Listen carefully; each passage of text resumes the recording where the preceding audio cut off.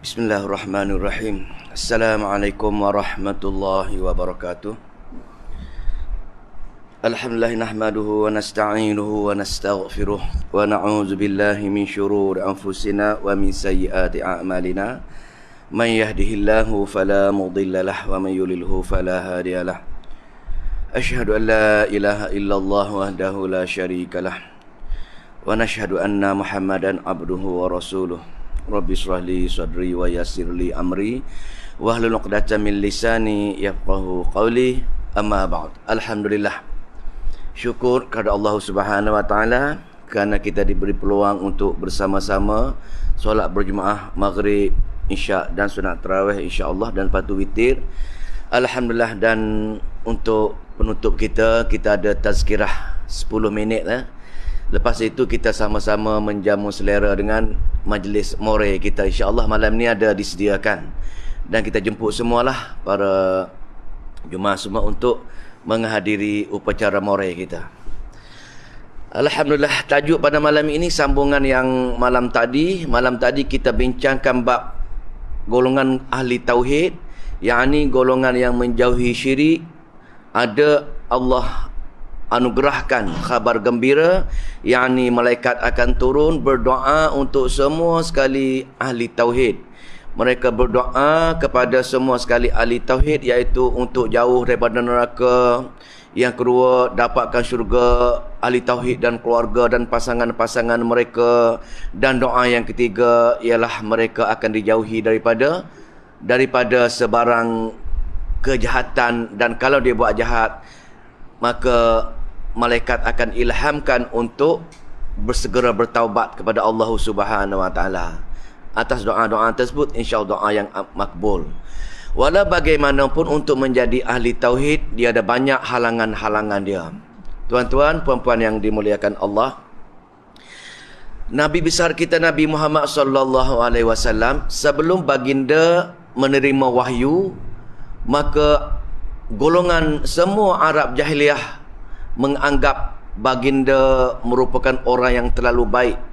Mereka gelar baginda sebagai Al-Amin, yakni segala pergaduhan, segala pertelingkahan di antara masyarakat Arab, mereka akan merujukkan Nabi sebagai pengadil, sebagai orang tengah dia. Mereka menyanjungi Nabi, orang yang begitu baik sekali. Tetapi selepas Nabi kita Nabi sallallahu alaihi wasallam menerima wahyu dan menyebarkan wahyu kepada mereka, mulalah mereka memberontak. Punca dia wahyu. Baca wahyu, bagi tahu mereka, pasal dia faham wahyu, maka dia melawan Nabi.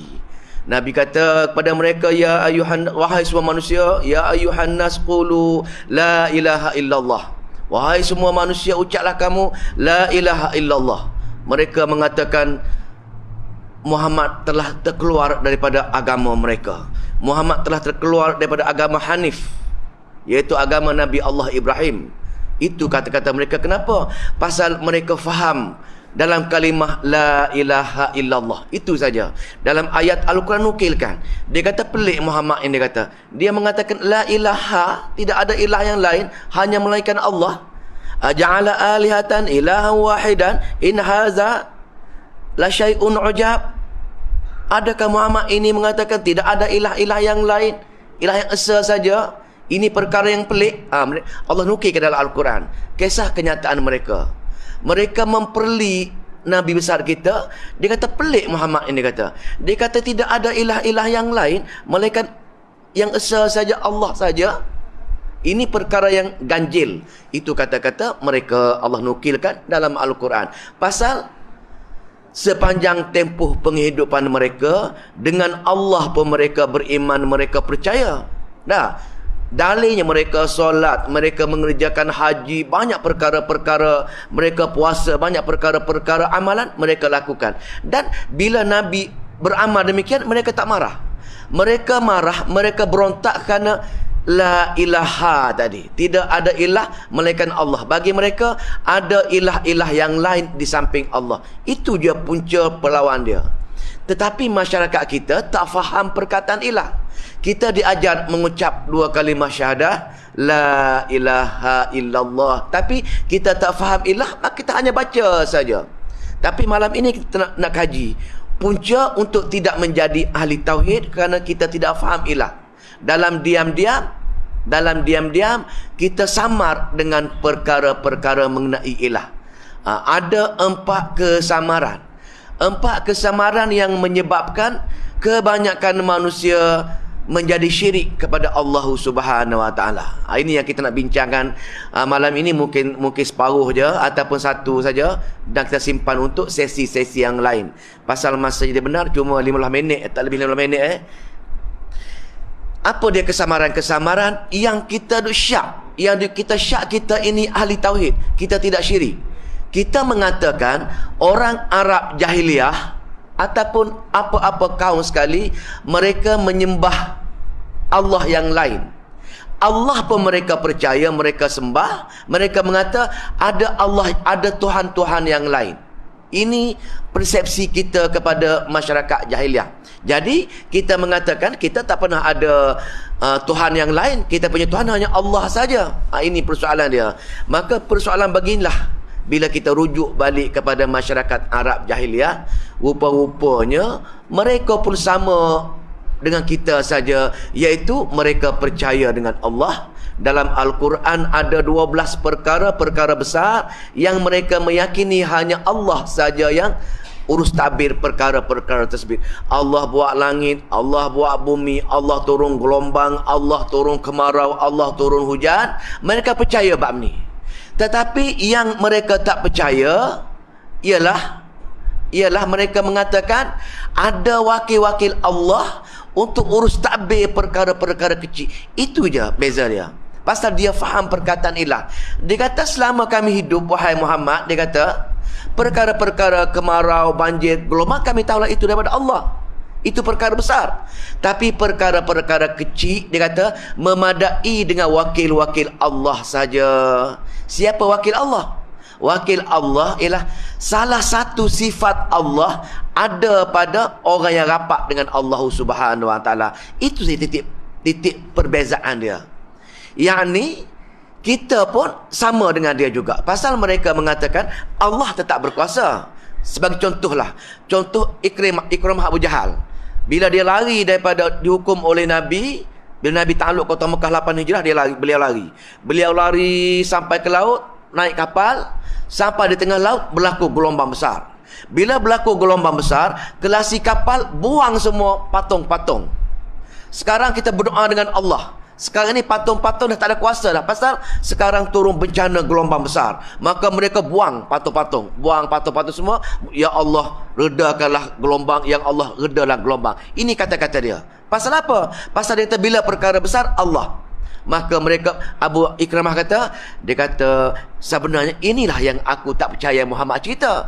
Pasal dia kata, benda-benda kecil pun sepatutnya terlibat dengan benda ini juga. Maka ketika itu sedar Ikramah, maka dia balik semula dan jumpa dengan isteri dia dan memeluk Islam, dan Ikramah menjadi salah seorang sahabat Nabi yang mempertaruhkan nyawanya untuk membela Islam akhirnya. Nak cerita di sininya, kesamaran yang pertama ialah bukannya Allah yang kedua maksud mereka sembah, tapi sifat-sifat Allah ada pada makhluk-makhluk yang lain. Dan ini juga kesamaran kita yang kebanyakan masyarakat kita anggap itu bukan ilah. Apa dia contohnya?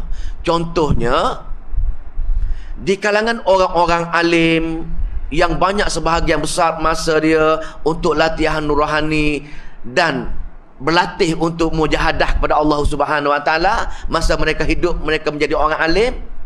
Bila mereka mati, kononnya ini ajaran bila mereka mati, yakni wali-wali ataupun orang alim ataupun orang-orang nabi-nabi tadi, mereka mengatakan golongan-golongan ini amat rapat dengan Allah. Jadi bila dia mati, bukan mati macam biasa. Mereka mati ada anugerah Allah kepada yang mati ini. Sebagaimana dunia, kalau orang banyak jasa, ada anugerah Tun ke Tan Sri pada dia. Jadi mereka fikir perkara-perkara agama pun semacam itu. Bila orang alim mati, maka mereka mati ada anugerah Allah yang Allah bagi kepada dia untuk mengurus takbir benda-benda kecil. Sebagai contohnya benda-benda gaib untuk mengubah penyakit, benda-benda gaib untuk memberi syafaat, benda-benda gaib yang untuk dia pergi bekerja, masuk hutan, ada penjaga-penjaga hutan. Itu anugerah khas kepada orang yang rapat dengan Allah. Atas faktor itulah, atas perkara-perkara luar biasa, kita sering meminta dengan Allah pun. Kita minta nak keluar rumah, kita baca Bismillahirrahmanirrahim, Allah, nak tu rumah. Lepas itu, keluar rumah saja nak pergi ke masuk hutan contohnya, tabik cik, tabik tuan, anak cucu nak lalu, anak cucu nak lalu. Nampak tak saya ni? Dengan Allah pun mereka percaya, mereka minta izin. Tapi bila masuk perkara-perkara kecil tadi, mereka pun minta dengan pertolongan-pertolongan jin tadi. Begitu juga dengan perkara-perkara lain, mereka merasakan perkara-perkara kecil tadi memadai dengan yang Allah anugerah khas kepada wali-wali, roh-roh wali, roh-roh nabi dan perkara-perkara lain yang rapat dengan Allah Subhanahu Wa Taala. Ini merupakan jagaan. Kenapa berlaku macam ini?